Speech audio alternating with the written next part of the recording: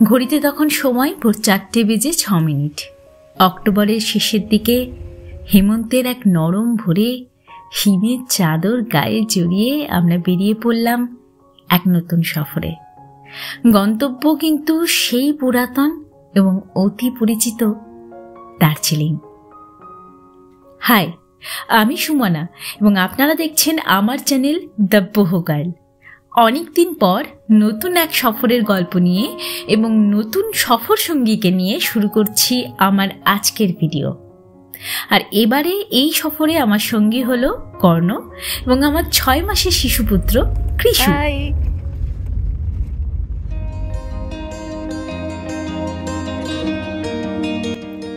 ঘুমন্ত বহরমপুর শহরকে পেছনে ফেলে এগিয়ে চলেছি আমরা।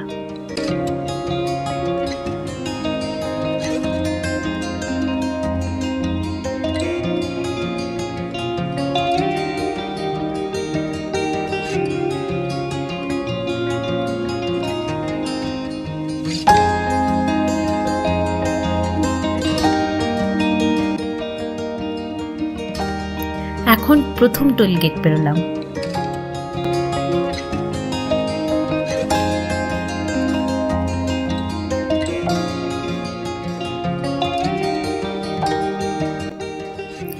একরাশ উত্তেজনা, আনন্দ, রোমাঞ্চ সঙ্গে নিয়ে এগিয়ে যাচ্ছে আমাদের গাড়ি।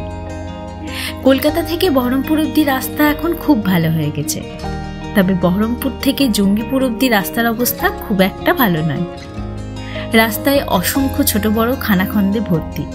যারা গাড়ি নিয়ে শিলিগুড়ি যাওয়ার কথা ভাবছেন, এই রাস্তাটুকু একটু দেখে শুনে চালাবেন কিন্তু।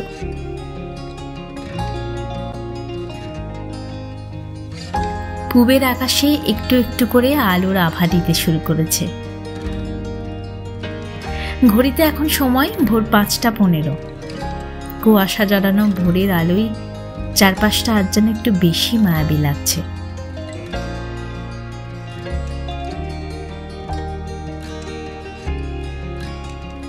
দেখতে দেখতে আজকের সফরের দ্বিতীয় টোল গেট পেরোলাম।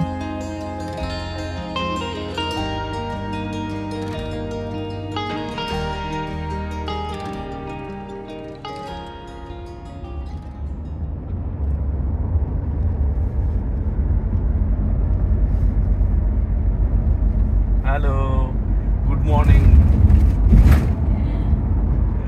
কেমন লাগছে চালাতে? এখনো পর্যন্ত রাস্তা বেশ ভালোই, মাঝে মাঝে একটুখানি গাড্ডা আছে, এটা ইন্ডিয়ান রোডসে কমন। আদারওয়াইজ রাস্তা খুব ভালো। ঘুমটা রাস্তায় হয়েছিল, এখনো ফ্রেশ লাগছে। দেখি কতক্ষণে পৌঁছাই শিলিগুড়ি। এভাবেই আস্তে আস্তে পৌঁছে যাবো।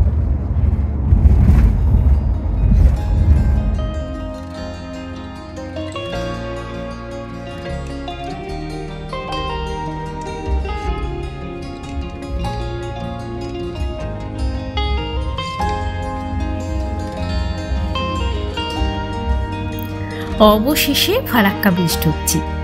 ঘড়িতে এখন সময় 5:50। এই ফারাক্কা ব্রিজটা এলেই কেন জানি না আমার মনটা বেশ ফুরফুরে হয়ে যায়। মনে হয় পাহাড়ের দিকে আরো একটু এগিয়ে গেলাম যেন। আজ তো আবার দুটো ট্রেনও দেখতে পেলাম। ছোটবেলায় এমন গাড়িতে যেতে যেতে ট্রেন দেখতে পেলে খুব মজা লাগতো। আজও সেই ছোটবেলার মতোই আনন্দ অনুভব করলাম।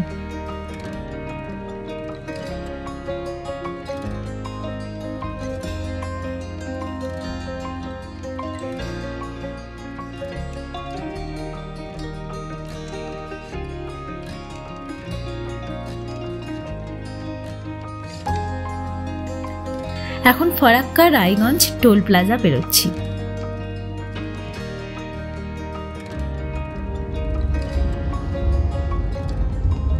Good morning Krishu, good morning, good morning. ভালো ঘুম হলো? ভালো ঘুম হচ্ছে? হ্যাঁ, ভালো লাগছে জার্নি? Good morning.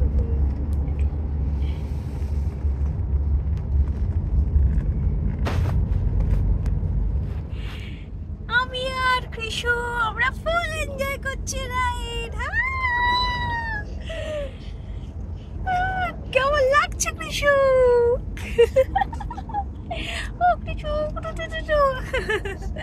আমরা ফুল এনজয় করছি আমাদের রাইড। আমরা রায়গঞ্জের কাছাকাছি পৌঁছে গেছি এখন। Hi hi Krishna, hi hi hi hi high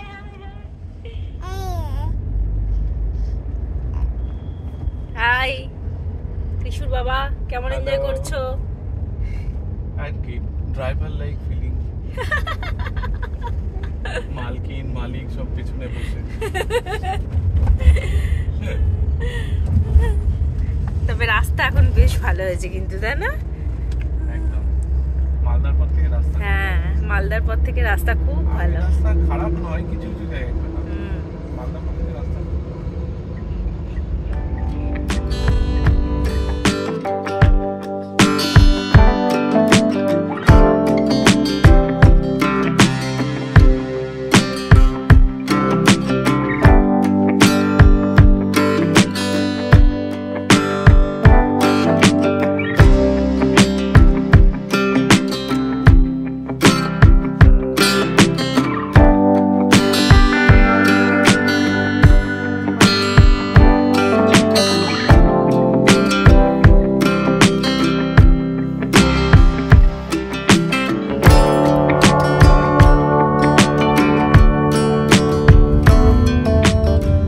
ঘড়িতে এখন সময় 8:40। আমাদের আজকের সফরের অর্ধেকটা আমরা পার করে এসেছি। ডালখোলা পেছনে ফেলে এখন আমরা সুরজপুর টোল প্লাজা বেরোচ্ছি। এটা 6 নম্বর টোল প্লাজা। মাঝে আরও 2টি টোল প্লাজা ছিল, যেটা আমি ভিডিও করতে পারিনি। ডালখোলার পর থেকে রাস্তা মাঝে মাঝে একটু খারাপ আছে, তাই এদিকটা যেতে সময় লাগছে।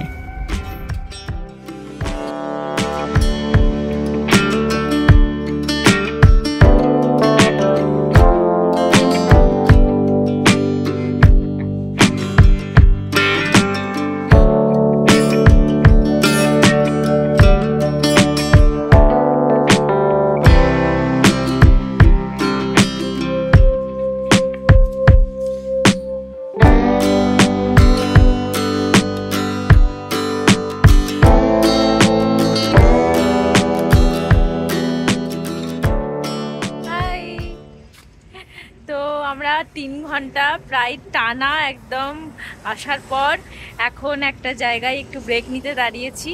ইসলামপুর পেরিয়ে এই একটা পাঞ্জাব দরবার বলে একটা ধাবায় দাঁড়ালাম ব্রেকফাস্ট করব বলে। ঘড়িতে এখন সময় প্রায় ওই 9:30 কাছাকাছি। প্রচণ্ড খিদে পেয়েছে, চাও খেতে হবে। সেই ভোর 4টের সময় বেরিয়েছি আমরা, এক টানা আসছি রাস্তায়, চাটাও খাওয়া হয়নি। তো আপাতত বেশ সুন্দর ওয়েদার, রোদ্দুর আছে কিন্তু সুন্দর হাওয়াও দিচ্ছে। আমরা তো খুব এনজয় করছি। এখন আমাদের প্ল্যানটা বলে নিই। এখন আমরা যাব, মানে আজকে আমরা যাব তিনচুলে, তারপর তিনচুলেতে 2 দিন থেকে ওখান থেকে আমরা যাব দার্জিলিং।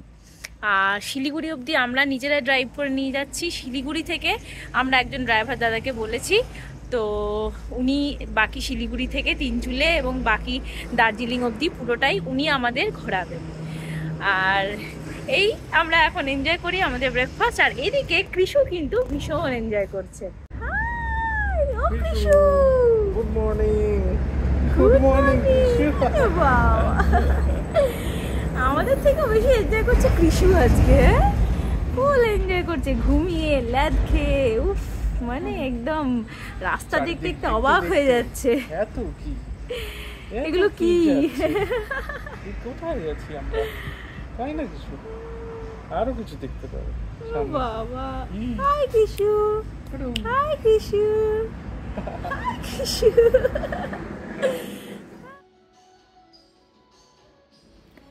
ব্রেকফাস্টে গরম গরম 1 কাপ চা আর পুরি তরকারি খেয়ে আবার রওনা দিলাম আমরা।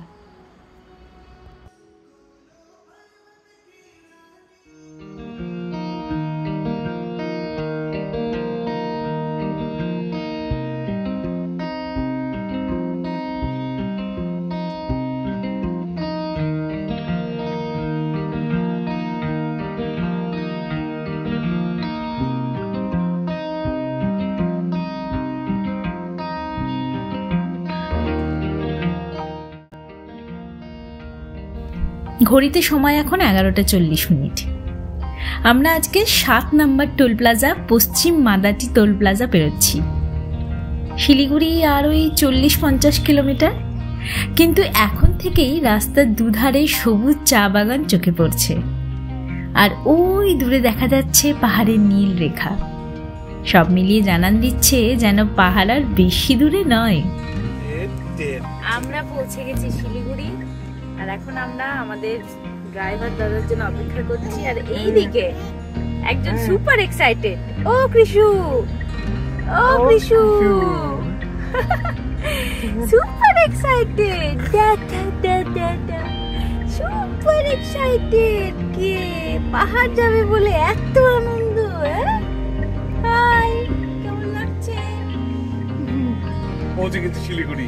শিলিগুড়ি পৌঁছে গেছি। আমার কাজ এই পর্যন্তই ছিল, একদম। এরপর হ্যান্ড দেবো এবার কিছুর সাথে। আর ওইদিকে হালকা হালকা পাহাড়ও দেখা যাচ্ছে। সব মিলিয়ে দারুণ অভিজ্ঞতা।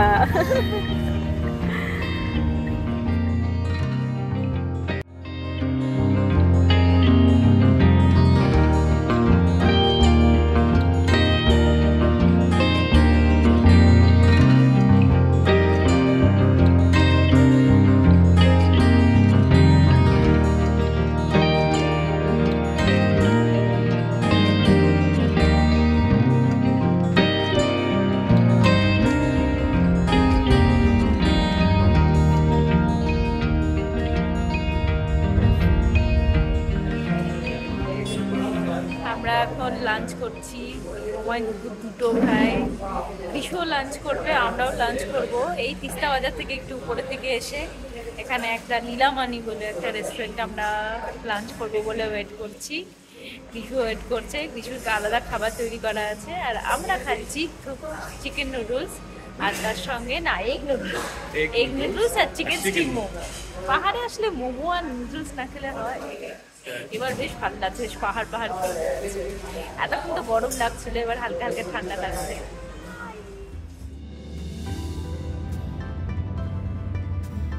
লাঞ্চ সেরে নিয়ে এবার আমরা রওনা দিয়েছি।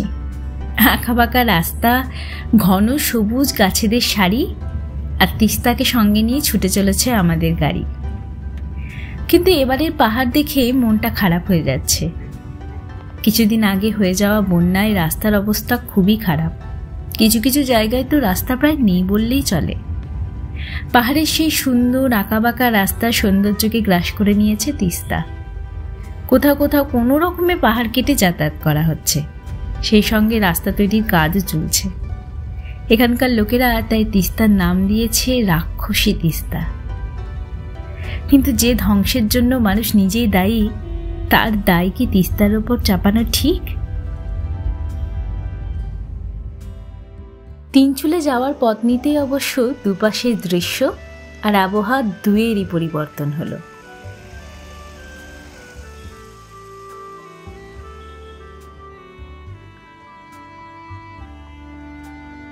কৃষুকে নিয়ে লাভার্স ভিউ পয়েন্টে একবার দাঁড়ালাম।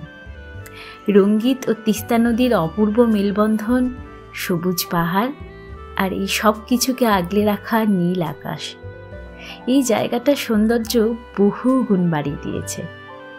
কিছুটা সময় কাটিয়ে আবার রওনা দিলাম তিনচুলের পথে।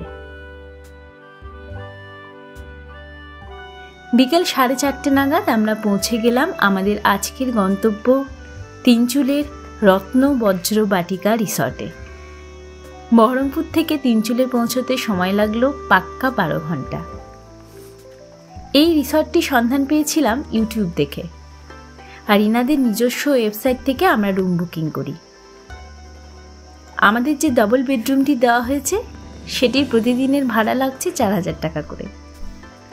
এই প্যাকেজের মধ্যে ব্রেকফাস্ট এবং লাঞ্চ বা ডিনারের যে কোনো একটি ইনক্লুডেড, তবে অফ সিজনে ভাড়াটা একটু কম থাকতে পারে। রিসর্টটি বেশ সুন্দর, গাড়ি রাখার সুব্যবস্থা রয়েছে।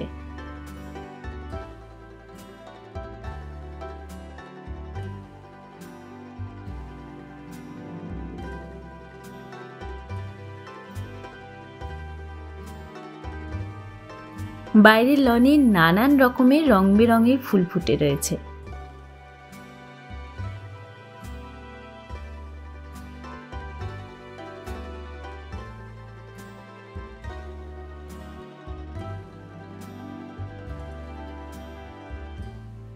রিসর্টের ভেতরে ভীষণ সুন্দর সুন্দর আসবাব, নাম না জানা ফুল আর হাতে আঁকা ছবি দিয়ে সাজানো। আর সেই সঙ্গে রিসর্টের যে কোনো জানলা দিয়ে তাকালেই চোখে পড়ে দূরের দিগন্ত বিস্তৃত পাহাড় আর নীল আকাশ, যা এই রিসর্টের সৌন্দর্যকে আরও বাড়িয়ে তুলেছে।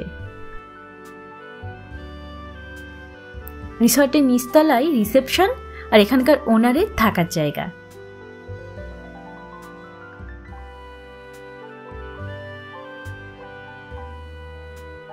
দোতলায় খাবার জায়গা।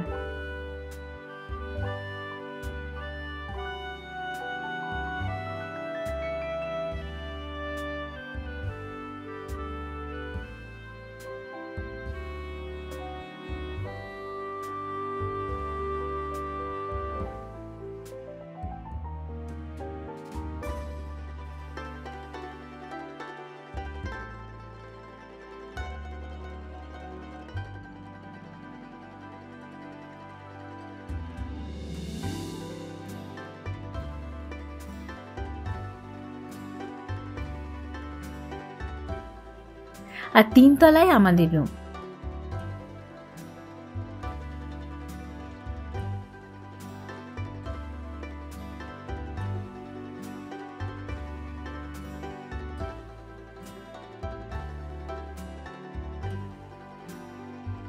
রুমের জানলা দিয়ে বাইরের লন এবং দূরের পাহাড়ের কিছুটা অংশ দেখা যায়।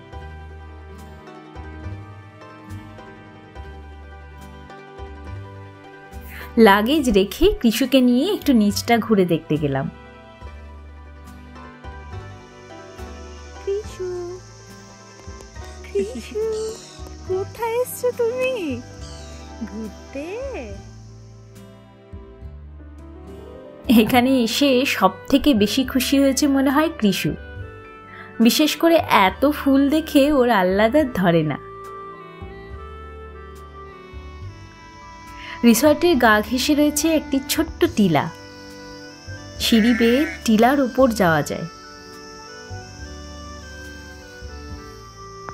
টিলার মাথা থেকে সবকিছু আরো সুন্দর লাগছে। দূরের নীল পাহাড়ের গা বেয়ে সন্ধে নামছে একটু একটু করে। কোথা থেকে যেন ঝুপ করে একরাশ মায়া এসে ভিজিয়ে দিয়ে গেল আমাদের। কিছুটা সময় ওখানে কাটিয়ে রুমে ফিরে এলাম। সারাদিন অনেক ধকল কেচে এবার একটু বিশ্রাম নিতে হবে। শুভ সকাল। আজকে সকালটা শুরু হলো কাঞ্চনজঙ্ঘা দর্শন করে।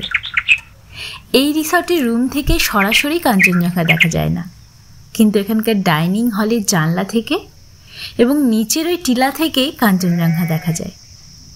আগের দিন আমাদের ড্রাইভার দাদা বলছিলেন আকাশ পরিষ্কার থাকলে ভোরবেলা 5:30টার পর কাঞ্চনজঙ্ঘা দেখা যেতে পারে।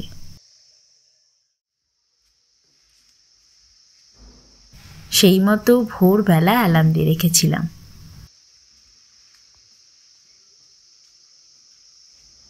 ঘুম থেকে উঠে ডাইনিং হলে গিয়ে দেখি দূরের পাহাড়ের পেছনে সদর্পে মাথা উঁচু করে দাঁড়িয়ে রয়েছে কাঞ্চনজঙ্ঘা। গায়ে তার চোখ জুড়ানো সোনালি আভা।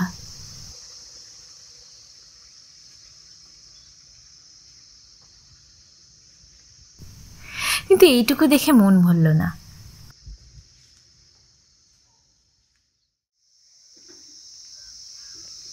তাই নিচে নেমে টিলাটার ওপর গিয়ে বসলাম।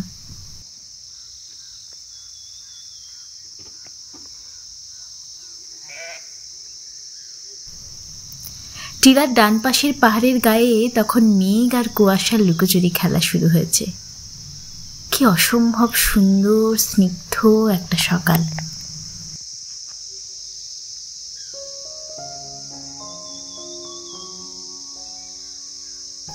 আমরা শহুরে কংক্রিটের জঙ্গলে বন্দি মানুষেরা বোধহয় এরকম একটা সকালের জন্যই বারবার পাহাড়ের কাছে ছুটে আসি।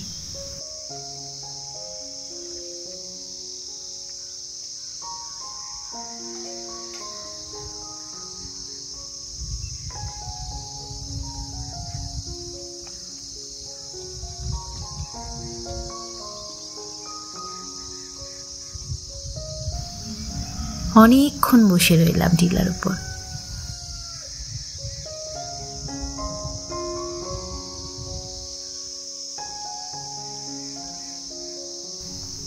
তারপর রুমে এসে ব্রেকফাস্ট করে ফ্রেশ হয়ে বেরিয়ে পড়লাম তিনজনে।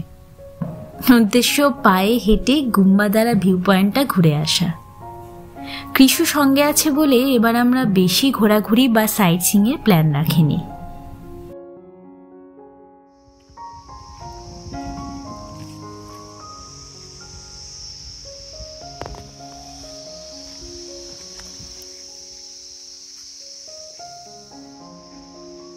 এখানকার রাস্তাগুলো এতটাই নির্জন যে চারদিকের প্রাকৃতিক সৌন্দর্য উপভোগ করতে করতে নিশ্চিন্তে হেঁটে ঘোরা যায়।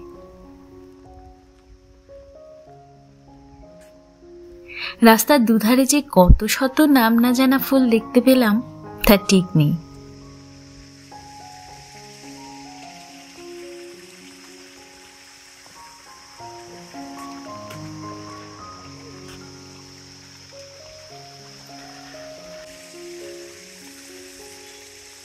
বুগু, কৃষু, ও কৃষু।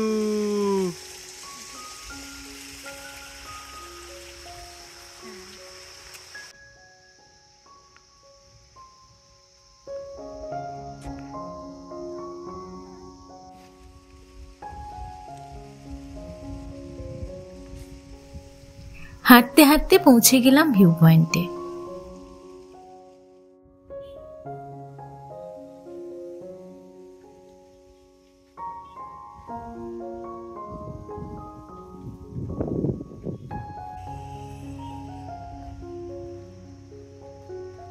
খুব একটা ভিড় ছিল না, তাই একটা ফাঁকা বেঞ্চ দেখে বসে পড়লাম। সামনের দৃশ্য এক কথায় অসাধারণ। যতদূর চোখ যায় শুধু পাহাড় আর পাহাড়। কোথাও পাহাড়ের গায়ে চায়ের বাগান, তো কোথাও পাহাড়ের গা বেয়ে চলে গেছে আঁকা বাঁকা রাস্তা। কোথাও পাহাড়ের রং গাঢ় সবুজ, তো কোথাও পাহাড় যেন সবচেয়ে নীল রং ধারণ করেছে। আর সেই পাহাড়ের সারিকে আগলে রেখেছে দিগন্ত বিস্তৃত নীল আকাশ। সব মিলিয়ে চোখ ও মন দুই জুড়িয়ে যাচ্ছে।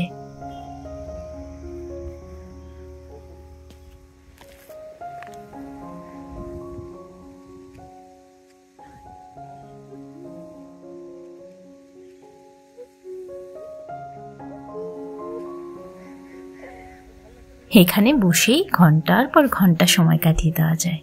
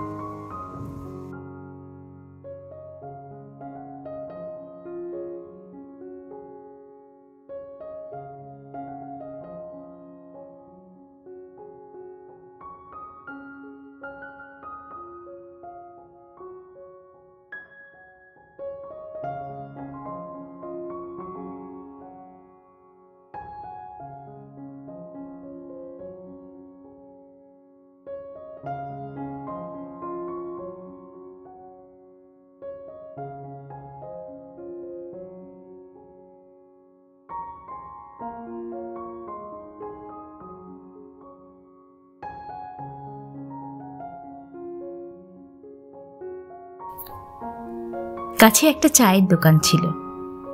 সামনের এই দৃশ্য দেখতে দেখতে এক কাপ গরম চা খেলাম।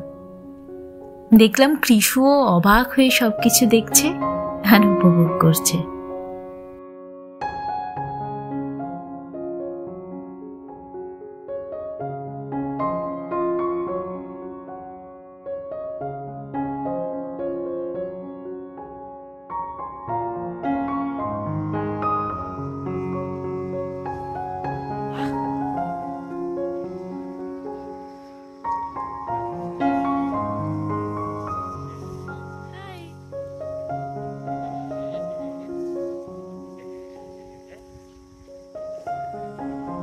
চা খাওয়ার জন্য লাফালাফি করছে।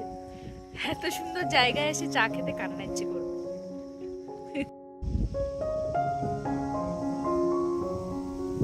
কোথা থেকে যেন পেছনের আকাশে কয়েক টুকরো কালো মেঘ এসে জড়ো হলো। সেই দেখে গুটি গুটি পায়ে হোটেলে ফেরার পথ ধরলাম।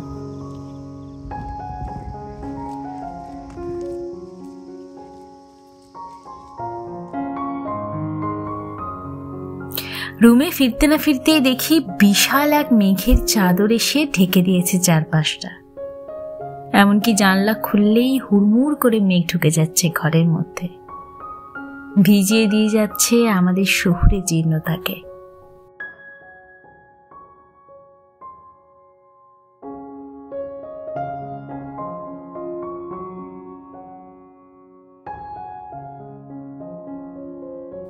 দুপুরের ভাত, ডাল, আলুর তরকারি, ডিমের ঝোল আর পাঁপড় ভাজা দিয়ে জমিয়ে খাওয়া দাওয়া সারলাম। এনাদের খাওয়া দাওয়া বেশ ভালো, খুব ঘরোয়া ও সুস্বাদু রান্না।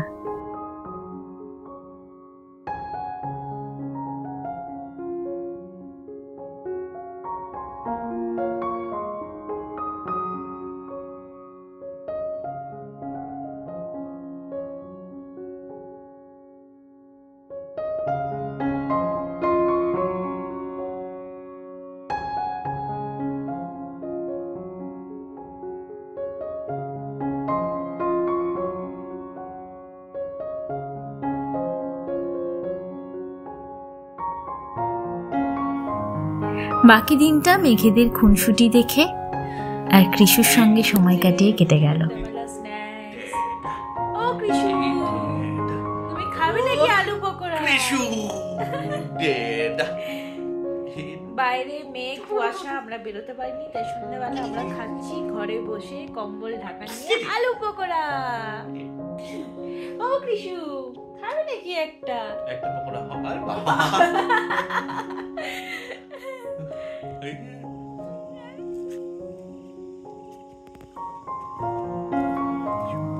সন্ধ্যাবেলা আকাশ একটু পরিষ্কার হতেই পাহাড়ের গায়ে যেন জ্বলে উঠল হাজার হাজার আলোকবিন্দু।